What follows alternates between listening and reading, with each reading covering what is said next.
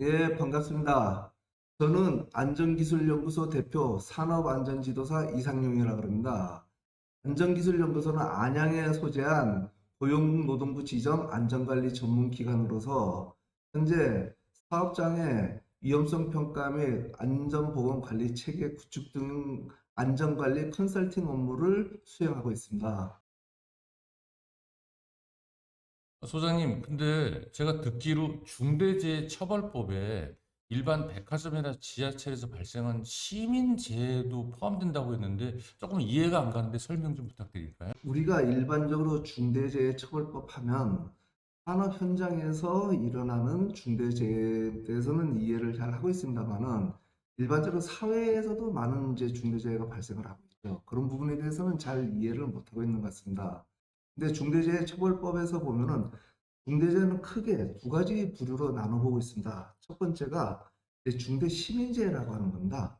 중대시민재해란 그 사업주가 자기 사업장 안에서 근로자 및 뭐 자기가 관리하는 시설들을 통제하면서 관리할 수 있는 통제 범위를 벗어난 어떤 그와 같은 이제 사고가 되겠는데요. 구체적으로 인원에 대한 어떤 법적 근거가 있나요? 예, 중대처벌법에서는 사망자가 한 명 이상 발생을 했다든지 동일한 사고로 2개월 이상 치료가 필요한 부상자가 10명 이상 발생을 했다든지 동일한 원인으로 3개월 이상 치료가 필요한 질병자가 10명 이상 발생을 했을 때를 중대시민재해로 정의를 하고 있습니다. 실제적인 한국에서 발생한 사고 사례가 있나요? 예, 많이 있죠. 그 최근 우리 기억에 의하면은 약 한 10년 정도 됐을 것 같은데 대구 지하철 화재로 이제 많은 사상자가 발생을 했지 않습니까? 그다음 몇 년 전에는 광주 아이파크 붕괴로 지나가던 버스를 덮쳐서 거기서 또 많은 사상자가 발생을 했지 않습니까?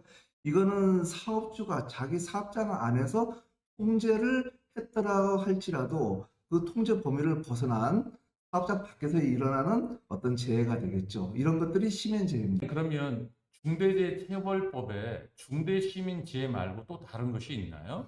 예, 중대시민재해 이외에 실질적으로 사업주들이 가장 많은 관심과 우려를 가지고 있는 것은 중대산업재해라는 것인데 그런 부분이 있습니다. 중대산업재해라는 것은 사업주가 통제하는 환경에서 근로자가 사망을 했을 때를 중대산업재해라고 하고요.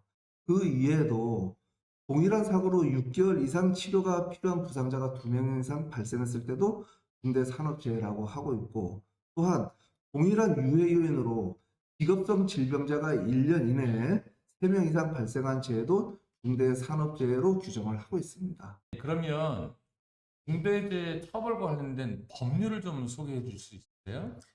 예, 중대재해처벌법에 관한 그 법률을 우리가 정확히 이해를 하면 이제 중대재해처벌법에서 좀 더 이해를 잘 할 수가 있는데요. 그중에 4조에 보면 사업주나 경영 책임자는 사업장에 대한 안전 및 보건 확보 의무가 있습니다. 거기에는 이제 여러 가지 해야 될 일이 있습니다만 가장 핵심적인 일은 재해 예방에 필요한 인력 및 예산 등 안전보건관리 체계 구축 및 그 이행에 관한 조치를 해야 합니다.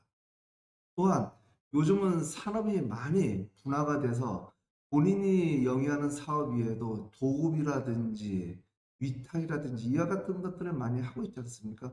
그러다 보니 예전에는 본인의 사업장만 잘 관리를 했으면 됐습니다만 지금은 본인하고 연계된 도급 및 위탁 사업장도 이와 같이 안전관리가 잘 되고 있는지를 에 대해서 관리를 하셔야 됩니다. 또한 법은 제5조에서 도급, 용역, 위탁 등이 있을 경우에는 이와 같은 관계사에 대해서도 중대산업재해가 발생하지 않도록 안전 및 보건 확보 의무를 규정을 하고 있습니다. 다만 이 경우에는 사업주나 법인 또는 기관이 도급, 용역, 위탁 등의 사업을 실질적으로 지배, 운영, 관리하는 책임 있는 경우에만 한정을 해서 책임을 부여하고 있습니다. 또한 제6조에서는 중대산업재해가 발생했을 때 사업주와 경영책임자 등을 처벌을 하는 조항을 두고 있습니다. 이 조항의 핵심은 제4조 및 5조를 위반하여 중대산업재해에 이르게 한 사업주 또는 경영책임자는 1년 이상의 징역 또는 10억 원 이하의 벌금에 처하며 이 경우 징역과 벌금을 병과할 수 있도록 하고 있습니다. 그러면 사업장에서 중대산업재해가 발생을 했을 때 경영자를 처벌을 하는 규정이 이전에는 없었을까요? 이전에는 산업안전보건법이라는 법을 통해서 우리가 사업장을 안전관리를 하고 있었는데 거기에서도 보면은 처벌 수준은 있었습니다. 산업안전보건법에서는 근로자가 사망을 했을 때는 7년 이하의 징역 또는 1억 원 이하의 벌금에 처한다고 하는 처벌 수준의 규정이 있었습니다. 또한 다만 중대재해처벌법에서는 이 규정이 사망일 경우에는 1년 이상의 징역 또는 10억 원 이하의 벌금 또는 병가를 할 수 있다는 규정으로 바뀌었는데 어떻게 보면 산업안전보건법의 7년 이하의 징역이니 이것이 좀 더 처벌이 엄한 수준일 수도 있을 것 같습니다만은 중대재해처벌법의 사업주들은 좀 더 많은 우려를 하였습니다. 7년 이하의 징역이라고 되어 있습니다. 음, 중대재해처벌법은 1년 이상의 징역이라고 되어 있어요. 음. 어떤 법이 좀 더 처벌 수준이 강한 것 같아요, 본부장님? 아니, 대표님, 언뜻 듣기에 산업안전보건법의 처벌과 중대재해처벌법으로 볼 때 산업안전보건법이 더 엄중한 거로 보이는데 제가 잘못 이해한 건가요? 예, 우리가 법령을 보면은 산업안전보건법에서는 사망을 했을 경우에 7년 이하의 징역에 처할 수 있다고 하는 규정이 있습니다. 이 얘기는 사망을 했을 경우에는 아무리 처벌을 해도 7년 이상으로 처벌을 할 수가 없다는 얘기가 되죠.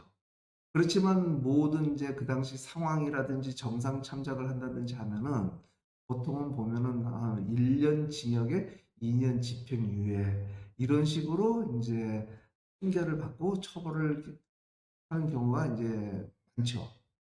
근데 중대재해처벌법은 1년 이상이니까 그렇죠. 1년, 2년 정도면 오히려 그게 더 가벼운 거 아닌가요? 아니죠. 그 중대재해도 1년 이상이기 때문에 법적으로 무조건 1년 이상은 처벌을 해야 되는 겁니다. 그러면은 이제 여러 가지 이제 정상이 참작이 되더라도 중대재해처벌법에서는 1년 이상을 갖다가 처벌을 해야 되는 거죠.